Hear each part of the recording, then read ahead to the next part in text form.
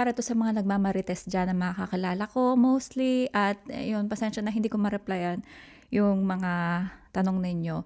But ito yung sagot kung bakit ako gumawa ng bagong page. Anong nangyari dun sa dati kong page na Lakbay Canada na may 333K followers ngayon. Meron akong full access dun sa page as admin. At alam nyo naman, kitang-kita nyo na ako ang pinaka-front doon. Ako yung nagmamanage. Ako yung nagko-comment. Ako lang talaga. At some point, I was trying to recruit ang mga magre-reply sa mga comment. Ang dami kong tinanong pero hindi sila interested. Kasi ayaw nila ng na ma-stress ba.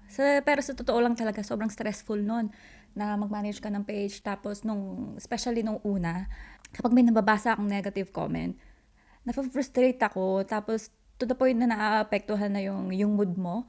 So, hindi madali mag-manage ng page. Hindi madali na mag-digest ng mga comment. And then, umabot ako ng 3 years.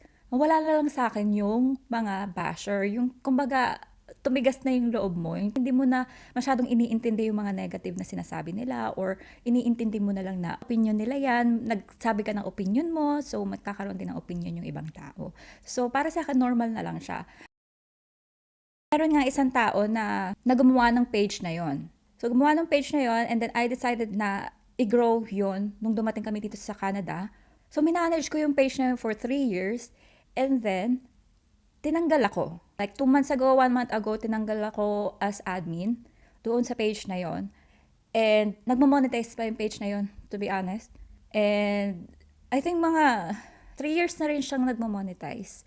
Ayun nga, ang kakapanghinayang lang na alam mo sa sarili mo na ikaw yung naghirap doon sa page na yon, na pinalago mo from 100 followers. Tapos, tinanggal na lang sa'yo yung right mo as a co-owner doon sa page na yon.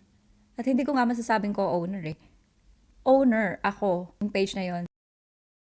Masama pa rin yung loob ko ngayon, pero alam mo yun, tinatry ko na magsimula ulit. Kaya nga, sabi ko sa inyo, kapag may naniniwala sa inyo, tuloy nyo lang. Kahit isang tao lang yan. Hindi lahat ng kakilala mo susuporta sa'yo. Ganun lang talaga. Marami akong natutunan dun sa 3 years na yon na pagko-content. At saka para sa akin, pride ko talaga yung nagawa ko yun on my own. And to let somebody steal it from you, masakit siya. But at the end, kailangan mo siyang, syempre, supportahan yung sarili mo, mag-let go, mag-move on, and hope that things will turn out right.